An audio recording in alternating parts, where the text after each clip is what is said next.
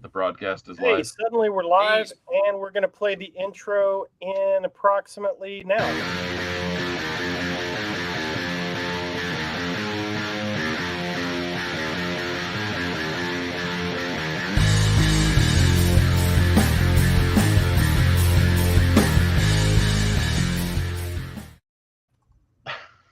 Well, We're we live have a again. successful launch this time, believe it or not.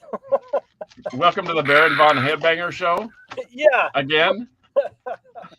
Oh, we've lost Scott. Well, Oh we no. cleared the tower, but we've lost a man. Yeah. So we are back. It is episode 148 of the Metal Roundtable. I am Metal Rob.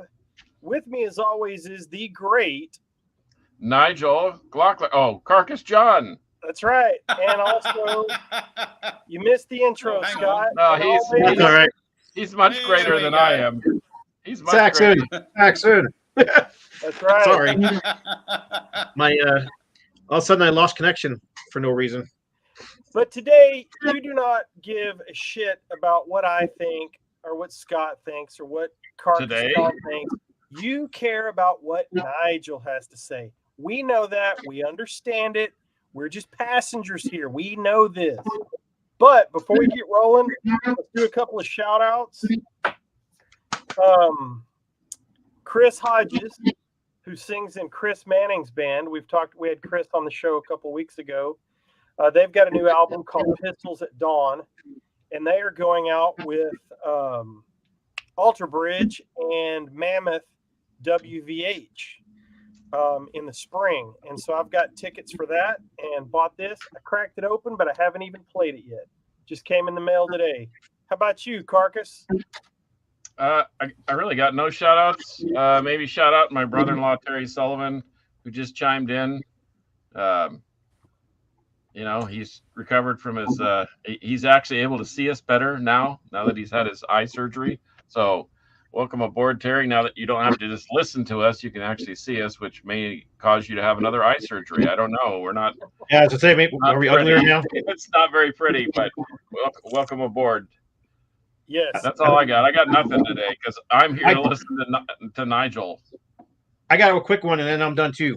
But I gotta say the new Vindicator Communal Decay vinyl and CD are out on No Life to Metal Records, NoLifeToMetalRecords.com. Grab a copy, please. Yes, please There do. you go. Done. Ouch. Done. All right. Well, we are joined today. He needs no introduction. We actually did 17 minutes the last time he was on, not live. We have not done that today. We are actually live with the man himself. And I want to shout out a couple things that you've done recently. Congratulations. Saxon's got a new album out, Carpe Diem. It is great. If you love Saxon, you will love this record. It is outstanding. Scott's got the vinyl, of course. But I imagine what you're going to want to talk most about today, and I've got a couple questions ready to go, is this guy just came out. So this is a nice, how would you describe this?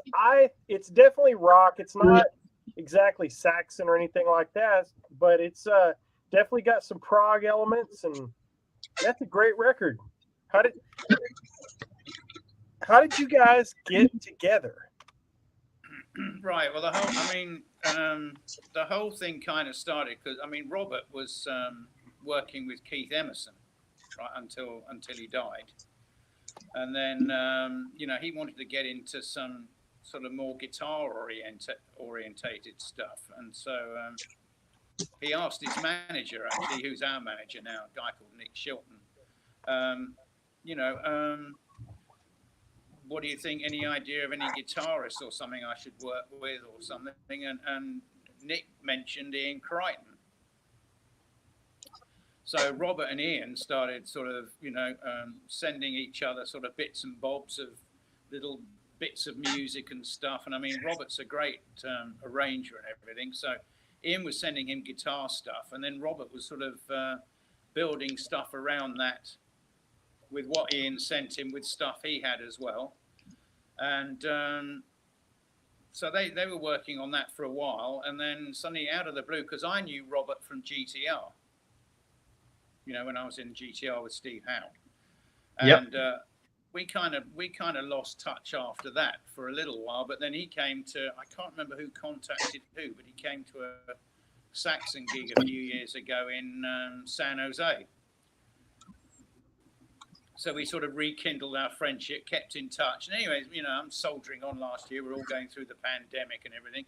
And I suddenly get this email from Robert saying, I've formed this band with Ian Crichton and you're the guy. And that was it. So they sent me some of their demos and stuff, and I loved it. And I flew straight out to San Francisco and down to Campbell, where Robert has a studio, and put the drums on. Boom. And that was it. Boom, literally. Boom. Yeah, boom, literally. Yeah. No, and Robert, Robert plays pretty cool drums himself, so he'd put templates down. Okay. On the tracks, but they both said, "Oh, just go in and do what you do." So that's what. Are there plans? Yeah. Are there plans to tour it? To tour? Yeah. Yeah. Oh yeah. This isn't a one-off thing. This isn't a one. This is a band that's going to do another album. We're already talking about a second album. Oh wow. We've got a 3-album deal with Inside Out, so we're already talking about the second album. But we're talking about touring next year, definitely. We just got to kind of sort of figure it around the Saga and Saxon schedules. So I think going to be busy boys. Yes, but indeed. yeah, we definitely want to tour. This isn't like a side project. This is a proper thing. A proper band. Okay. Yeah. So we've got in the band Ian from Saga and Robert Berry. Now, tell me about 3 and Berry. I'm not familiar as much with his work. Well, Robert was, again, as I say, Robert was in GTR when I was there. Steve Hackett had left. So Robert was brought in. But then, as we all know, the GTR thing sort of imploded before we'd even finished the second album, actually, which is a great shame. But then, Robert's worked with people. He's worked with Sammy Hagar. He's, just loads of people. And he was working initially. There was sort of Emerson, Berry, and Palmer. So he was like, the bass player vocat. And then what happened was, I think, that sort of. Do we freeze? He was working. He was working with Keith Emerson and stuff. Past. Robert had a lot of stuff that Keith had not quite finished, so Robert went in and finished the stuff they were working on. So cool. It's about three albums, and they're great. I'm a huge prog rock fan, and how was it working with Steve? I keep wanting to say Steve Hackett, but now I lost his name from Yes. Steve Howe. Steve Howe, thank you. Jeez, got Hackett stuck in my head.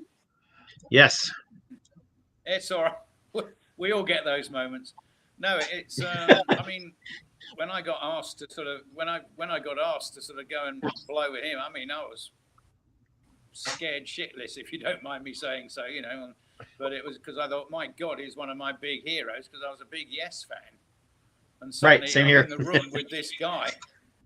I'm in the room with this guy, and he's looking at me and playing, and I'm like, But no, it was great. He's very meticulous about what he does.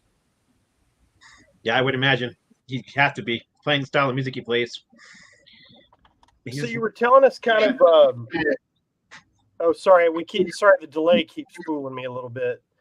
You were telling us a little bit about how the name came about, and that was kind of an interesting story about throwing things against the wall. Tell us about that. Oh yeah, there was.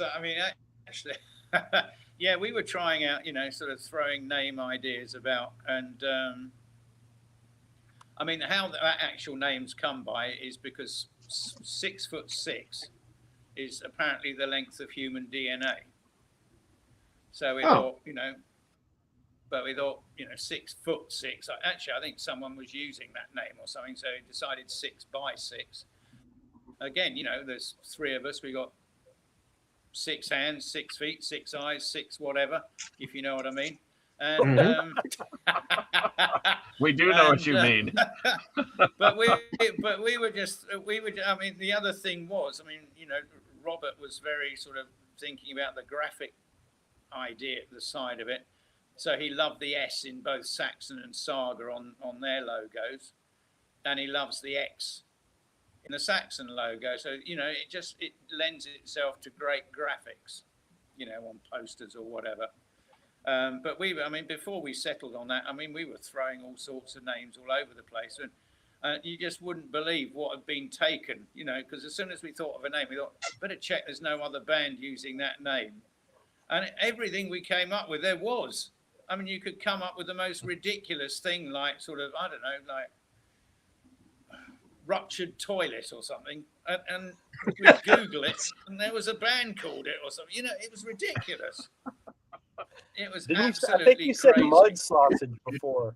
Oh, mud sausage. There was mud sausage, and then, all sorts of stuff. Ridiculous. I mean, those those are just sort of things I've thrown together now. But I mean, that's how crazy it was, Right. So we settled on this, and as I say, like the great graphic, and then a couple of 6 dices thrown in. So there you go. Yeah, I love it. How long did it take you guys to put this record together? Well, as I say, Ian and Robert had been working on it for a few months, right? Okay. So they contacted me. When was it? I think it was about a year ago, April, May, something like that. And then Robert was sending me the demos over, and I flew over. I think it was in September. Okay, so it came together quickly. As I say, Robert's got a studio, so I flew over to San Francisco and then down to Campbell where he is, and and then put the drums on. I spent about a week there, I think it was, and then they did some parts, were added. There were a couple of things actually where there was like a basic track, so I just played a basic beat right through this track initially, just so we've got it. There's a lot of stuff that's not on the album that we've still got and working on now. Okay. But I guess the drums took me probably about a week. I think it was. I was there. But as I say, Robert had done a template on them anyway, so I knew the kind of grooves and feel they wanted. But we were like zooming each other. Well, what do you think of this? They were totally open to any ideas I had too, which was great. Yeah, it's always fascinating to me how a record gets recorded and comes together. So it sounds like the tracks were pretty much done, and then you kind of came in at the end because they already had the drum templates, if you will, down. So you were kind of the last man in. Yeah. Oh yeah. Okay. I mean, I was. Yeah, I was the third piece of the puzzle, so to speak. I was the last man in. Yeah, they had everything sussed. And later on, I mean, I think there was some more sort of guitar overdubs and sort of sound things were added, things were changed, but there are a couple of things. I mean, Ian's playing, he's playing on this just floored me, and there were a couple of solos on the demos, and we were zooming with him one day, and I just said, "You are not replacing that solo." But, there were a couple of them, and I said, "Don't you even bloody dare," because I just thought they were just so good. And he was like, "Oh, okay, yeah, right." That's awesome. Well, you've already got a few more sales because I'm looking at the comments. I just ordered 6x6. Oh, cool. Baron. Brilliant. Yeah. There you go. There's one right there. Oh yeah, I see. Baron von Headbanger. Brilliant. That's What right. a great name. Oh yeah, that dude's funny. Here's another one. So we've got a couple of Carpe Diem comments here, Okay. and then here's one. Oh, from Baron as well. Oh, okay. Yeah, Dam Busters is a great song. Oh, I see. Yeah. Yeah. So tell us more about this bad boy. This is a great. Well, this is I a mean, great record. It was weird because I mean the whole thing. Well, I mean, I did the drums on that in 2019. Oh At wow! the end of 2019. Yeah. So was it recorded at the same time as this? Sorry. Was it No, recorded at the same time as that this? was recorded. Actually, that was the drums on Carpe Diem were recorded before that. That's weird. So what? Didn't know that. Yeah. So no, I mean, so what happened was, you know, you know, it was due to go out the following year. Then the pandemic hit. So the record company didn't want to release it without us being able to tour it, because I mean that's the whole point of going out on the road, you know, to promote new product and everything. And Right. So they said, you know, we've now got a slot. You know, how about putting something else in? And we've been toying with the idea of doing covers for a while. So they said, well, let's, you know, so we hastily got that together as an interim thing. You know, everyone sort of said what they were into, you know, so a lot of songs were put forward. So we did that, and in a way, actually, it was pretty good because it gave us actually more time to finally hone down Carpe Diem. You know, there were some things I changed on the drum tracks, and you know, just arrangement things, it changed. And then, so once the pandemic was over, we could get the thing out, you know, and tour it. Okay, Which we are doing in Europe, starting in about 4 weeks' time. Oh wow! So let me ask you this, and I hope hope this is not something too personal. So it's dedicated to our dear friend Steve Strange. Yeah. Tell me about that, or if you want to. Steve Strange was our agent. Okay. Right, and you know he's the agent for Coldplay, Snow Patrol, and he was a dear friend of ours. You know, and he passed. He had cancer and he passed, which is very sad. And he always believed in this band. You know, I mean, there's a great story about him. We hadn't done what that big festival Donington became Download. We hadn't played Download for a while, and we got put on. He managed to get us on. He got us on at like something like, I think it was almost like 1 o'clock or half past midday or something, but just to get us on it, you know. Right. And generally at that time, there's hard, you know, it was like, oh geez, here we go, you know. But about 30,000 people turned up for it. And Steve, and I always remember this. Steve was at the side of the stage crying his eyes out because he got you there. That's a picture I will never forget. You know, because he said, "I know you guys could do this." You know, even being on at that time. Yep. David Beck said I was there. Oh, cool.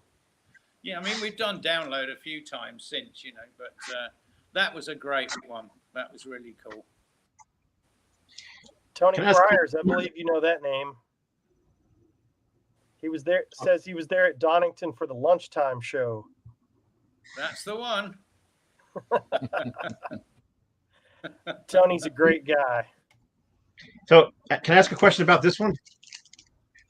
I know. Sure. I mean, I played in a band for 20 years. We put a bunch of albums out, and we did a covers album. And getting 5 guys to come together and pick the tunes was not.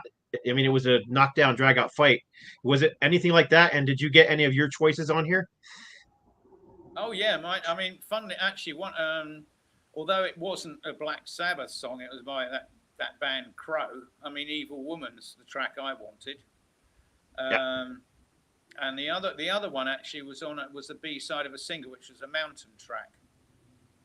Oh, which okay. is One Last Cold Kiss, because I'm a huge Mountain fan, you know. Leslie West. And no, I mean there were certain, you know, there was a little bit of argy-bargy at times because people were trying to cram in their, you know, their choices and stuff. But it, you know, it's what worked. You know, once we started playing them in rehearsal, it was what worked and what made sense. You know, I mean, the great one was we had a great thing from Steve Lukather when he heard the Toto song. He loved it. On. You know, he sent us a message on Facebook. It was brilliant. You know, I need to get this album. I don't have this album. Inspirations? Yeah, I don't have it. It's a good one. It's good. I really like, for some reason, I just really love side B, probably because it's got a lot of my favorite songs. And I thought Hold the Line was an interesting choice by Toto. Yeah, exactly. Well, exactly. I mean, that's what Steve Lukather said. He was like staggering, and he was like, really, he said, I'm really honored that you put your own stamp on it as well. Well, that's what you should do when you do a covers album. You should make it sound like you wrote them. Yeah, I mean, you can't make it sound exactly the same as it was, and that's not the point anyway. You want to do it in your own style, you know. So we sort of Saxonize them, shall we say? Exactly. I mean, if you don't do that, you might as well just listen to the original, right? Exactly. So Fraser down in Houston wants to know if you're going to do another cover album in the future. Yeah, I won't say no. You know, won't rule it out. Who knows? Who knows? Down the road, yeah, why not? Oh, are we coming to Texas? I saw that. You guys could probably just. If you're going to come to Texas, I assume he means with Saxon and/or 6x6. Yeah. Yeah. Well, I'm here already. Yes, you are. I wasn't going to say anything. I'm here. Yeah, you're you're like 20 minutes down the road. He's like neighbor. He's like neighbors with King Diamond. He's here too. Yeah, that's true. Yeah. But there's let's see. We're sort of trying to sort out an American tour for Saxon because I think we're doing the Monsters of Rock cruise, which I think is at the end of April or something. So they're trying to suss out a tour either leading up to that or after that. So just keep an eye on the Saxon side. But yeah, we're coming over next year, definitely. And if we, you know, not if, when we do, we will definitely be in Texas. Right on. Yeah, the guys have done so many covers in the past. You could probably do just a compilation of old covers that you've done. Yeah. As well. You've done tons of covers, right, in the past. I mean, I can think of like. Yeah, I see what you mean. I mean, what the other thing we've been talking about is maybe putting a couple of the covers in. You know, the ones off Inspirations. Please do. Maybe doing one or two of them. You know. That'd be a blast. I always loved. I mean, I've seen a bunch of concerts, and I always love that. So. Yeah. Somebody said in the comments, might slip one or two in, maybe in the encore or something, or whatever. Yeah. So Greg says, from local rock radio KNON, Inspirations is fun, worth owning for Bomber, The Rocker, and Evil Woman alone. Yep. Hello, The Rocker's Greg. one of my favorites on there as well. I know. Here we Greg. go. Hi, Greg. Yeah, I think you know Greg. Yeah. Fraser says, I've got a question, Nigel. What band have you that you haven't toured with would you like to tour with? I suppose it's a band from, oh God. That's a difficult one. I mean, no pressure. I tell you, I mean, the great thing, I mean, just as a great bunch of guys, I mean, we did one of those cruise things, and King's X were on it, and I love King's X. I love King's X. Yeah, I mean, that'd be an interesting package. Yeah. Oh yeah. Those guys Robert, are I- monster players. But funnily enough, someone actually said to me on another interview that they could, I can't remember which track it was, they could hear a bit of King's X in one of the 6 tracks. Oh, really? Just the groove, right here. just the groove. Oh, is that the new one? I haven't got No, that yet. This is Tapehead. The new one I've got it ordered, but it hasn't come Oh in yeah, yet. tape. Yeah, sorry, I couldn't see it properly. Yeah, no, I've got all the other ones. Yeah, I love them. I love them. I mean, Jerry's a great drummer. Oh my gosh. Yes. I'm trying to get through some of the questions here. We had a lot of people. Oh, Richie says barbecue for all. So if you want a good Texas catering, I could fix you up. Richie's the best. I love barbecue. Oh, here we go. Love barbecue. I think Me too. You've toured with these bands, I think. Saxon, Priest, and Maiden. Surely you've done that. Yeah. In fact, some of the couple of the festivals, or several of the festivals we've just done throughout the summer in Europe, we were with Priest. So that was great. Really cool. I have a Greg. How much one? Probably 5 or 6, I would think. Oh, very nice. But which ones, I don't know yet. Well, you have to play the title track. You have to play the title track because I can't get it out of my head. I mean, there's 2 for definite: the title track and the next one. My brain's gone now. Age of Steam. Age of Steam. No, the one. No, the Crusade. Dam Busters. One.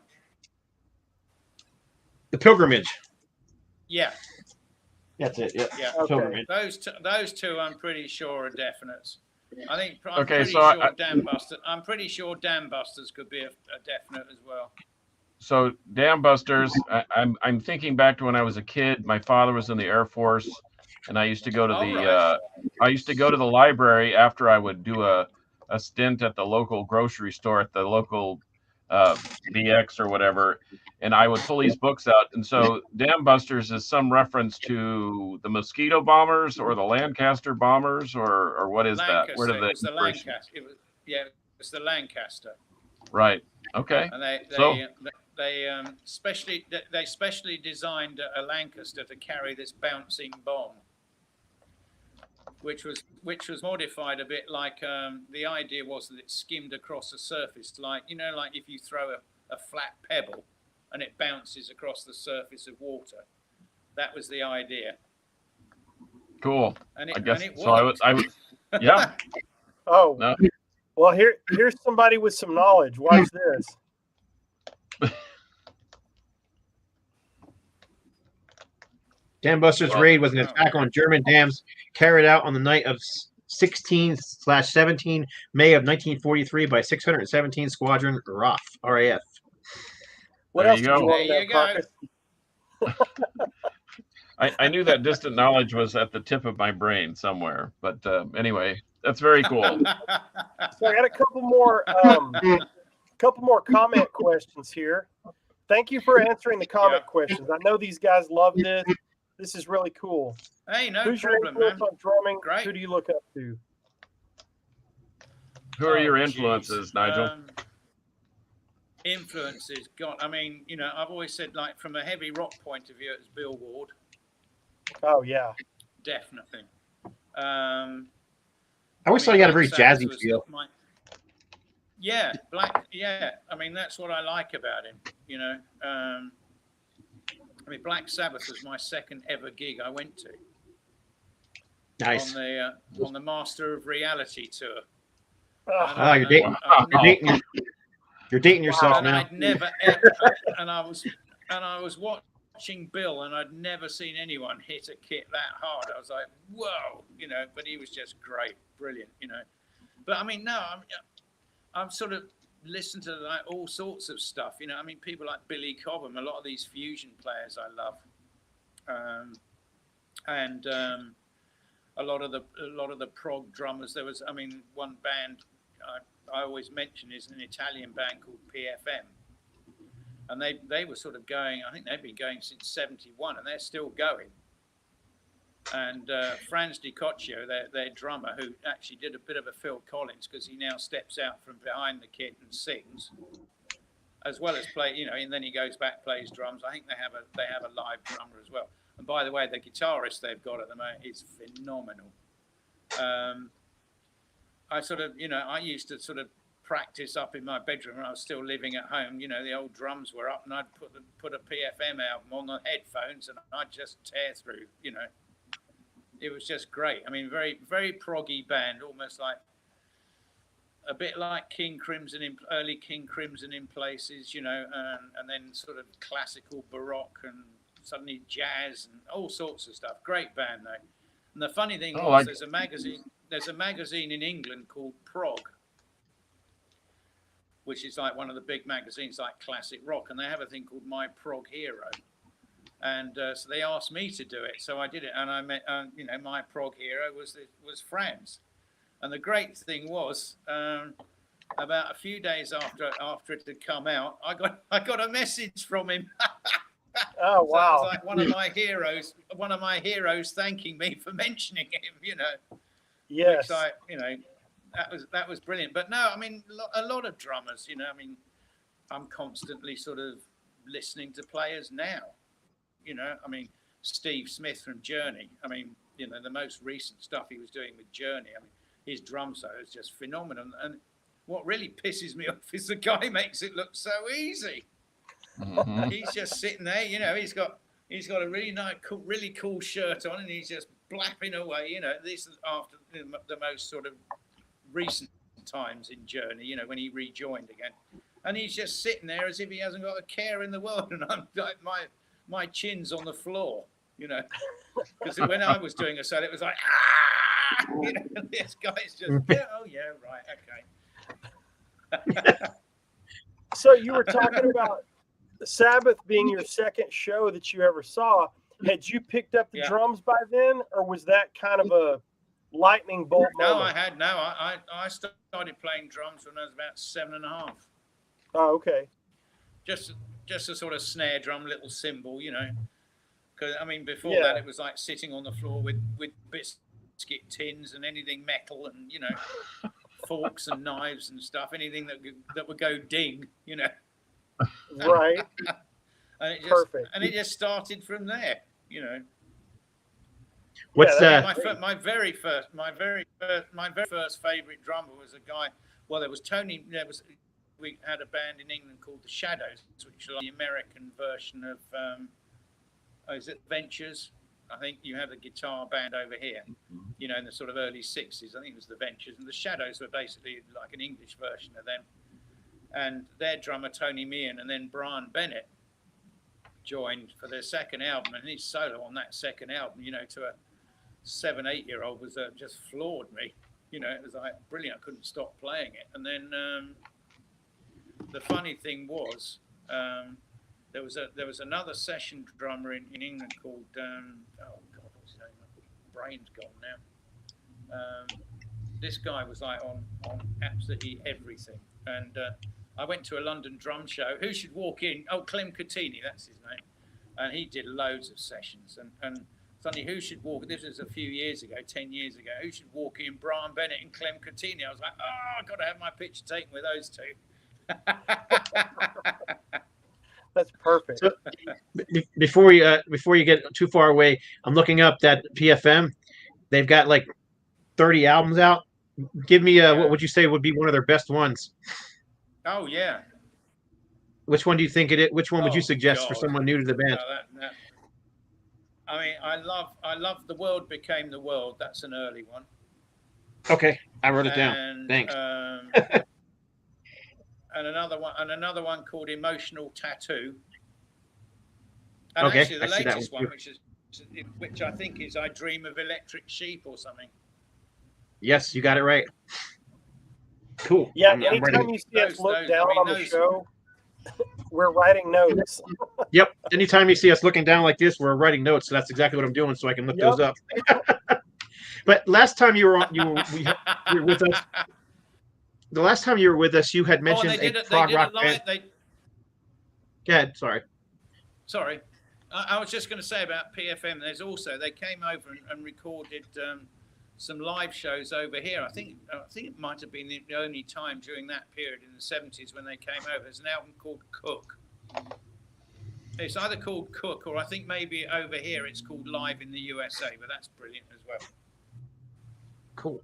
Last time we had you on the show, you had recommended a prog rock band, and I can't, for the life of me, I couldn't find the note afterwards. So I'm like, if I ever see him again, I'm going to ask him.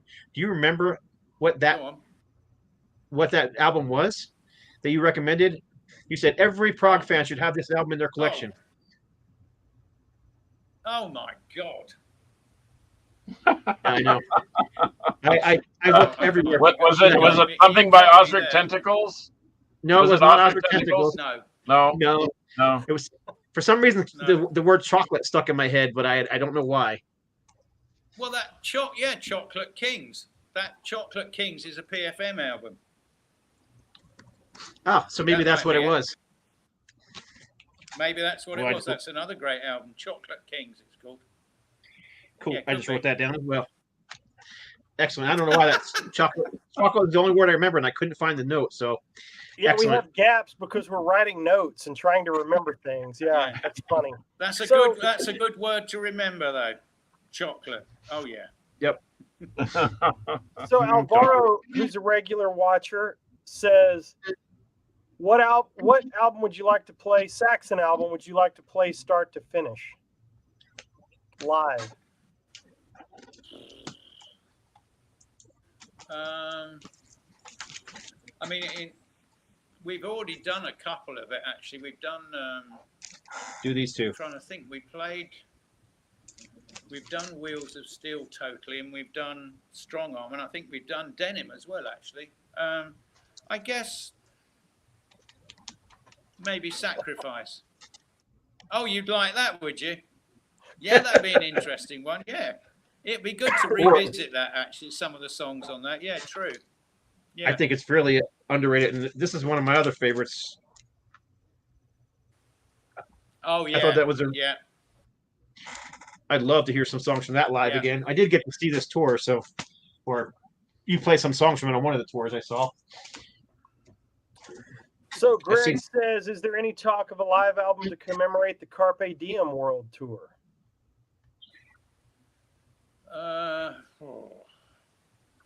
No plans at the moment. I don't think. I mean, we've got how many live albums have we got? 3 or 4 or 5, something like that. I don't know. We'd have to see. Yeah. Well, I mean, look at Iron Maiden. They put out a studio album, and then they put out a live album. Then they put another studio, and then another live album. It seems like their pattern anymore. Yeah, that's true. I mean, who knows? We might suddenly go, because we do often record the gigs anyway, so we can listen back to parts of them the next day or whatever. So who knows? If we get a particularly stunning one or whatever, we might go, yeah, what the hell? Yep. Baron von Headbanger. Devil Rides Out is a great song. Yes, it is. And a forgotten classic. Anyhow. You know what? I think something like this goes often overlooked. It's the Heavy Metal Thunder. It's the way I think a greatest hits album should be done. Yeah.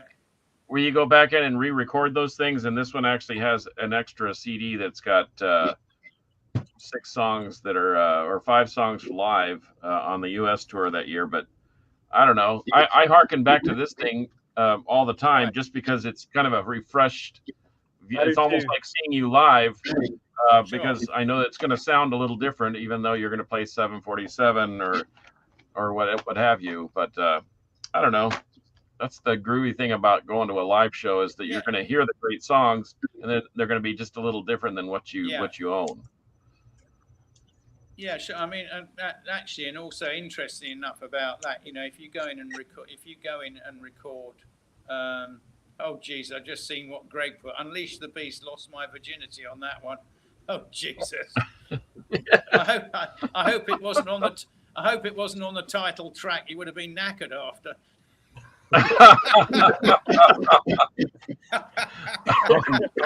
No. No. Funnily enough, it's like when like some of these tracks, if you go back and sort of re-record them, because obviously technology moves forward all the time, So it's interesting sometimes to think, yeah, if we redid that, with modern sounds or something, you know. But funnily enough, I was going to say about you holding up the Innocence album. There's a classic on that tour. When we did the Innocence tour, normally we work out how long a set's going to be, how many songs you can do for a show. But when we did that one, we for some reason we did a gig in Madrid, and we hadn't quite worked out the length of set. And no word of a lie, I walked off there as if I had two tin legs after that gig, because I was playing for nearly 3 hours. Oh, wow. And I had 2 sips of water the whole gig. Oh, Just geez. like bang, bang, bang, bang, bang. Like Steve Dawson said to me after, he said, "You deserve a medal for that one." It's lucky you didn't get. We need to cut it down a bit. Wow. Leave it to Greg to talk about his virginity on the show. Thank you, Greg. That's why we love you, buddy. It's PG-13. He didn't use any bad language. No. Oh, I think PG-13 sailed a long time ago on this show. Yeah, but not for the episode. So, are you a big reader? Nigel Lisette is asking what your top 3 favorite books are. Oh, jeez. God almighty. I'm not a reader. I hate reading. I can't sit still long enough. I like to read. No, I do enjoy reading, but I like reading a lot of history, you know. My sort of big thing for a while is World War I naval warfare. You know, I just love reading about that thing, you know, and Victorian stuff, you know, when the ironclads were coming out and all that sort of stuff, and the first dreadnoughts and battleships, you know. I love reading about all them, how all that came together, and there was a great, you know, naval race between all these countries, you know, before World War One. So that's a lot of stuff I like reading about. A lot of historical stuff, but then again, I read about, you know, sort of Wars of the Roses and all sorts of stuff. You know, it's whatever's around, or if I see something on TV that sort of takes my fancy. There's a book I've got which I haven't read yet, but I've got, which is all about the history of surgery. Oh wow! You know, so it is a Carcass album. That's going to be an interesting read, you know. Yeah. Quite literally a Carcass album. I mean, yeah. Just a lot of stuff. I just like reading a lot of stuff just to try and improve my general knowledge, you know. Yeah. So I have a question about reading then, since you've said that, because I started reading and watching less TV, and I noticed that when I read more, that my drawing and creative skills change. They're like more fluid, or more. I'm almost more fluent with the pencil than I would normally be if I were just mindlessly watching TV. Does reading relax your mind to the point where you have a creative an increase in creativity or ability or thought pattern on when you're putting together a song, or what are the type of things that would help you create? That help me create. I mean, very interestingly enough, actually, because I mean, when I'm not sort of doing, you know, Saxon stuff, I write music for television. Like sort of, you know, like what they call library music, you know, stuff for background music for documentaries and that sort of stuff. Mm-hmm. And I find the weather affects me with that. You know, sometimes in England it was like getting up, particularly during the winter, you know, you sort of get up in the morning and it's like bloody grey and pissing down with rain. It's just not very inspiring. But if I get up in the morning and it's sunny out there, it's like, oh yeah, great, let's get on the synthesizers, you know. Interesting. So cool. Weather affects me more from that point of view than anything. Although reading, I guess, can put, you know, certain sort of maybe subject matters into your head when we're sort of thinking about songs. I mean, I know Biff reads a lot too. That's, you know, so we can, and we like, you know, we all watch a lot of movies and stuff. So all that kind of thing puts ideas forward. So where would I? Do you have I mean, what is your discography on the? Do you have a disc of soundtrack stuff, or where would we find something like that? It goes to a company actually. Okay, I gotcha. And they sort of put it out and stuff. It's online and so and so. Oh, I've just seen another question now. So the fans of the show, the people that watch the show, always prove to me how little I know. I think I know something until they chime in. I didn't even know you played with Asia. I had no idea. Yeah, I played on one of their albums. It was the first album after John Wetton had gone. It was with John Payne singing. Yep. It was called Aqua. Yep. Okay. One with the fantastic album cover. Yeah, that album cover is just brilliant. Yep. Yeah. Brilliant album cover. That's by Rodney Matthews, right? He was the artist, I believe. Fantastic. No idea. Fantastic album and cover. I'm on some tracks on Aqua, and then there were two sort of compilation type albums with extra tracks on called Archiver 1 and 2. So I'm on some stuff on those. I have those too. And Scott Gorham played on that album too, correct? Scott Gorham from Thin Lizzy? I wasn't. Yeah, I think he did. Yeah, I mean there was a lot of people on that stuff, But so I mean it's since then. I mean, funnily enough, found it. Yeah, that's it. Chocolate Kings, good man. Yep.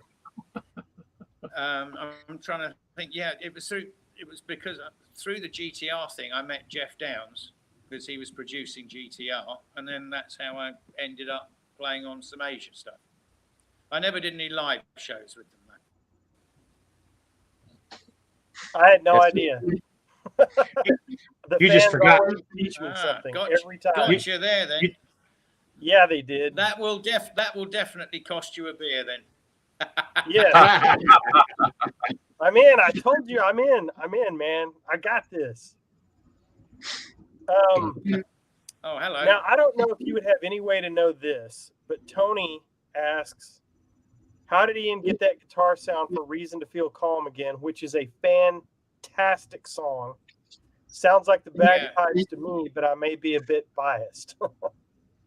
I keep having to correct people on this. It's more like the Irish ones, which are Uilleann pipes, or I think that's how you pronounce it. They're not actually. They just have like the wind bag under the arm. You don't actually blow into them. So you pump them with your right arm, I think, with the elbow tucked in or something. You pump them, but it's Uilleann pipes because with bagpipes there's a drone. I don't think with Uilleann pipes there are drone pipes.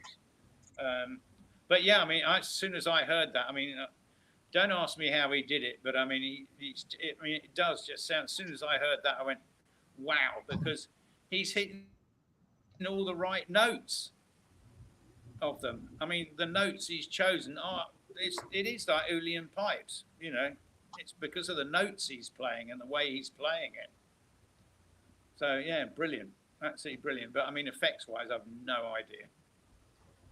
Well, what have you got going for the rest of 2022 as we suddenly find ourselves out of the constant 105-degree temperatures around here? Thank God. Yeah. What are you doing the rest of the year? Anything musically planned? Yeah, I've got in about 3 weeks, I've got to fly back to the UK and then to Germany because we've got a Saxon European and UK tour coming up, which will take me up to I think about December the 12th, I think. So we'll be doing that, and so you hear touring with? I've got to go. Sorry. You know who you're touring with? Who else is on the bill? We've got supporting us is Diamond Head. Oh wow. Brilliant. Nice. Yeah, they're good friends of ours, and they're coming on tour with us. So. Oh, I got to see Brian Tatler play from about this far away in a little club in Dallas, and I was just trying not to lose my mind. Oh, No, the I guy's mean, they're brilliant. all great. They're all great. You know, we're really good friends with them. I'm constantly WhatsApping with Carl, the drummer. You know. Oh, And, nice. so yeah, we get on great, and it's good. It's really cool to be, you know, on tour with a band that you're friends with. You know. Yeah. Oh, I- Saxon and Diamond Head. I might need to go to England. So, yeah. I mean, Road you trip. know, I mean, who? Yep. I mean, who knows? Oh, hello. Who knows? I mean, we might, you know, bring them over here. Who knows? So Fraser asked, oh, well, first of all, I think Tony's going to see you at Keep It True, maybe? Keep It True Rising 2 Festival in Germany. Yeah. I'm not sure what that means. Keep It True Festival is a Right. huge festival. I thought, yeah, in Germany. I know a buddy of mine played there with Heathen's Rage a few years ago. Right. It's a big metal festival out in Germany. Okay. Fraser But- wants to know Yeah, if I mean- you know the guys from Angel Witch. No, personally, I've never met them. Never met them. I've never We had- seen we them. I met love the- that first album, though. But We cool, met man. We met the guys from oh god, Tigers of Pantang. Okay. Another great band. Rob, the guitarist, was there. I think he's the only one, the only original one left. Actually, I think Rob. So they were on a festival in Germany a couple of years ago that we did. I think it was Germany. I'm trying to think who else that we know from that sort of era. Really, I mean, there's not many around. Yeah. Praying Mantis. They're the two Venoms, of course. Right. Yeah. You know, there's Venom and Venom Inc. Venom and Venom Inc. I think, isn't it? I think. Yep, Venom and Venom Inc. Yep. Yeah. Yeah, I got to see Venom Inc. Carcass and I saw them. Oh gosh, it's been 3 or 4 years now. They were great. Was that at Tomcats? That was Oh, at little- Gas Monkey. That was Oh, at that's right. The Gas Monkey with Bar and Grill. Toxic Holocaust and go. There was two Saxons. There was two Saxons touring around. There was two Saxons touring around for a while too. Right? Has the Gas Monkey gone? The big room is gone. It's Yeah. a country bar.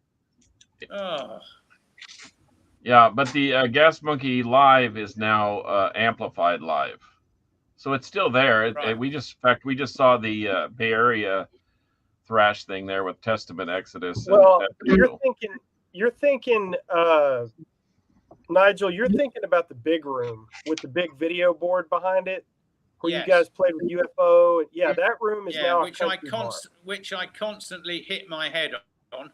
Oh wow.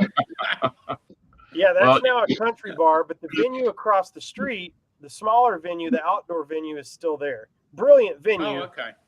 But Gas Monkey Live, the big room with the video board, that was amazing. When we talked to Rob, Yeah, that was a great. Yeah, we talked to Rob from UFO, and he was like, "Man, that was one of the best sounding rooms that we've played." He loved it. definitely.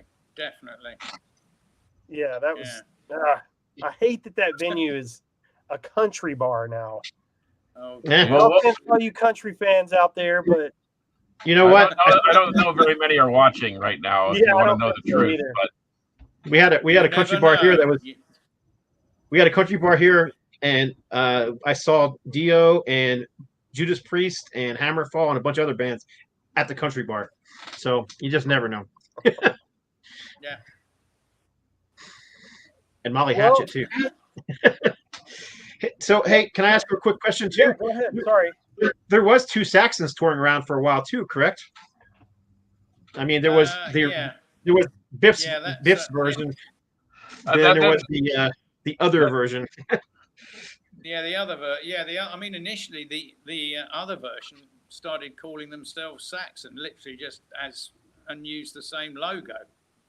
Right. I saw. I remember that. So that had to be stopped. I mean, that's ridiculous. Yeah. And then he went to Oliver Dawson Saxon for a while. That's right. Well, that's what the legal thing said. They could use that name, but the Oliver Dawson and Saxon had to be the same size writing and on a graphic, and they couldn't use our logo. I mean, you just have to put a stop to this stuff. You know. No doubt. I mean, the stupid. I'll tell you one thing was. I remember. I think it was around that period. There was sort of what the hell was it? Someone sent me a picture or something of a poster saying Saxon the. I can't remember what. Saxon the something years, featuring me. And a couple of the ex-Saxon members or so, and I thought, what the hell's this? I don't even know anything about it, So we got in touch with the promoter. It was in England. Got in touch with the promoter, and he pulled that straight away. I think he cancelled the whole thing. But I was like, hang on a minute, can't use our names or something for something just so you can try and pull some people in. That was ridiculous. I remember years ago. The bus for the tour. I remember years ago there was I'm talking in the 70s now. I think late 70s there was a false Deep Purple over there. Over here in the States. I did not know that. Yeah, over here in the States, I think it was the original Purple singer. I think there was a guy that looked just like Richie Blackmore. Honestly, it was ridiculous. I don't think they lasted very long. No. No, I mean, it's like going to see Aerosmith and there's no Steven Tyler, or Led Zeppelin, there's no Robert Plant. It's just Saxon without Biff is not Saxon. No, that's true. That's very true. I mean, I don't actually think fans. I don't think Saxon fans would take any member change now anyway. With us, yeah. This lineup's been cemented. I think if anyone goes or a couple of people go, that's it. Game over. Yeah. Well, you guys keep cranking them out. It's almost like the Queen thing, really. Queen with Adam Lambert. I think Adam Lambert's doing a great job. I mean, he's great for them. His voice is stunning. But whether it should be called Queen or not, I don't know. I mean, maybe if John Deacon was there, maybe. So there were the three of them. I don't know, but I don't know. I think people have sort of different thoughts on all this stuff. Yep, we actually had a show. You couldn't call it. You couldn't call a band Aerosmith if there was none of the original members in it. None of them. Right. We actually did a show about that not too long ago where we talked about bands like Foghat and Grand Funk Railroad and Molly Hatchet and Leonard Skinner, who are all still out there touring. Grand Funk Railroad, by the way, was the first band I ever saw. Oh, right on. I meant to ask you that. Yeah. I'm a huge Grand Funk fan as well. So when they were a three-piece, I like them. When they were their best, yeah. I saw them at a free gig in Hyde Park in London. It was a free gig, free concert. Wow. And they were supported by Humble Pie. Oh, wow. Still, when Peter Frampton. So before that live album Rocking the Fillmore came out, it was then. So it's Steve Marriott and Peter Frampton together, right? Yeah. Man, would have loved to have seen that. Greg Ridley and Jerry Shirley, brilliant. Yeah. Yeah, that would have been great. See, it's not so bad being older. The first band on was called Heads, Hands and Feet, and they were stunning too, because a lot of them were like sort of session players. I mean, I know you guys probably aren't into country, but I mean, there's this brilliant guitarist called Albert Lee, and he was in Heads, Hands and Feet. I mean, he was just phenomenal. Okay. They were great. I've heard the name Albert Lee. I think Tony Colton, one of the singers, produced that band Taste. Remember Taste?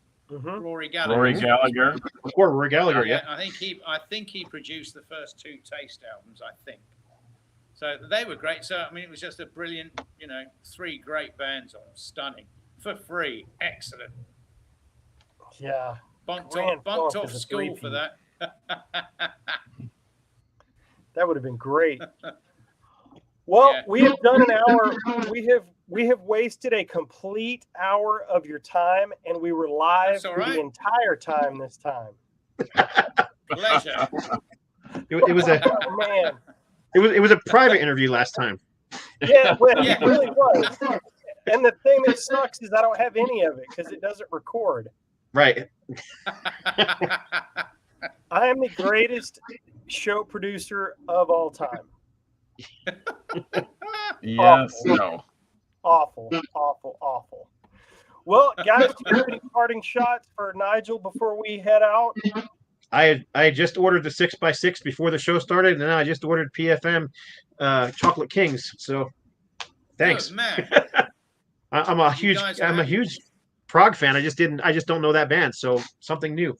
Okay, what about another band for you then? What about this? Have you heard the Polish band called Riverside? Riverside. No, I have not. Yep. But I will John look is them up. writing. I've heard of them. They're like they're like a Blackwater Park or a Copperfield or something like that, where they have They're super. great. They're really, Yeah. really good. Really good. Awesome. Well, I appreciate it. I will look them up as well. Thank you for Okay. assigning us all homework. Yeah. The headmaster has spoken. We all have a lot to catch up on. I seriously have been trying to figure out that album ever since your last interview, and I lost the piece of paper. I had chocolate. That's all I had.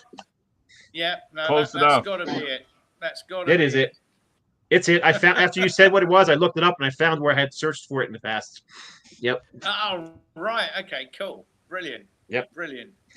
Well, Nigel, thank you so much for coming on the show. I want to let everybody know, get the new Saxon album. It is fantastic. Very easy to find. Google it, Amazon it, whatever. Super easy. The vinyl CD readily available. Fantastic. It Don't forget inspirations too. makes sense. You need it. You have to have it. But you also have to have this. This is greatness. I love it. You Mine's snuck on the it way. in on me. Mine's on the I way didn't too. know, and all of a sudden you posted. I was like, well, I gotta have that. So here we are. Now you got to Well, get. Now you thanks got to look for up having me Asia. on, guys. It's been great. You know.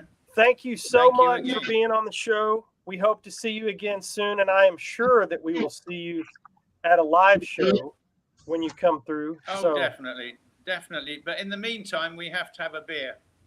I am in. Can't wait. I'll shoot you a text Okay. when we're done. Brilliant. All right. All right, For man. episode 148, you Good- can follow good me to on see you Instagram guys. at I am Metal Rob. You can follow the Carcass on Instagram at Carcass John Art. Please subscribe to the YouTube channel. YouTube, not YouTube. I don't even know what that means. You can find Scott very easily by looking up Scott Waters on YouTube. And Nigel, come on. You can Bye. find Saxon very easily. 6x6. YouTube. Maybe even on What the hell YouTube. is that? That's probably some awful, terrible racial slur or something. Now you're gonna get canceled. And go and check out our videos on YouTube. The 6x6 videos. There's 3 of them up. Yep, I'll post them on the Awesome. page. I'll post the links as soon as we get out of here. All right, guys, for episode Brilliant. 148, you know how we do it. We throw the metal horns. Until next time, metal Metal will prevail.